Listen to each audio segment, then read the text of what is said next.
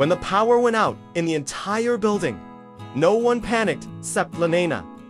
She hated the dark. Not the poetic, star-filled kind, but the real, heavy silence that made all her thoughts feel deafeningly loud. She stood frozen in her apartment doorway, her phone's flashlight beam shaking, casting long, dancing shadows down the hall. That's when she heard a calm voice from across the way. "Hey!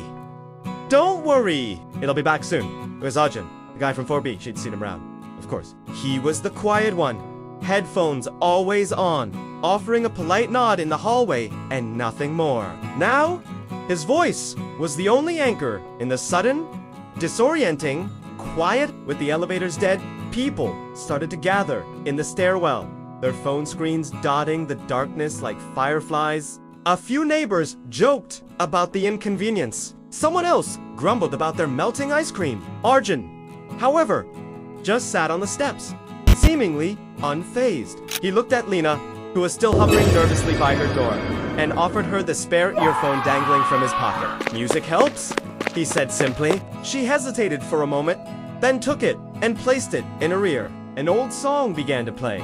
Something soft and unfamiliar, a gentle melody that wrapped around her. And just like that, the darkness felt a little less heavy, a little less menacing. They talked until the lights flickered back on. It wasn't about anything important, really. They talked about their favorite smells after it rains, their irrational childhood fears, and why elevators sometimes felt scarier than climbing 10 flights of stairs. When the power finally returned with a hum and a sudden flood of light, everyone cheered. But Lena, to her own surprise, felt a strange pang of disappointment. The magic of their shared silence was gone. After that night, their routine changed. Whenever the power went out, which happened more often than you'd think, they'd leave their doors open. Sometimes they'd talk for hours. Other times, they'd just sit in their respective doorways, listening to shared music in comfortable silence. It was a connection that didn't need a name.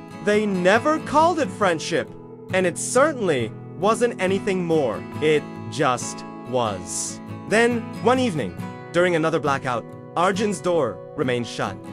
The hallway felt colder, emptier. Lena waited, but the door never opened. The next day, a notice was posted in the lobby. Apartment for B. Vacated. Just like that, he was gone. Weeks turned into a month.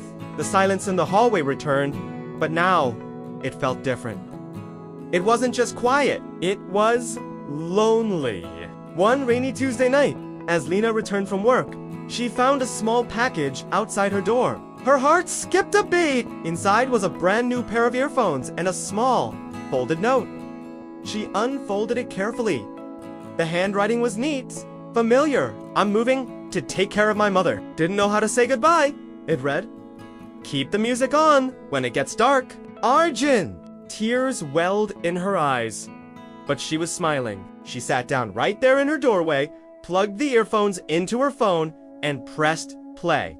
It was the same song, the one from that very first blackout. Just then, the lights in the building flickered and came back on, bathing the hallway in a warm, steady glow. But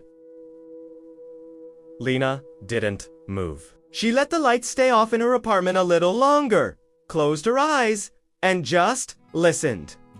Thanks for watching! If this story touched you, don't forget to like and subscribe for more.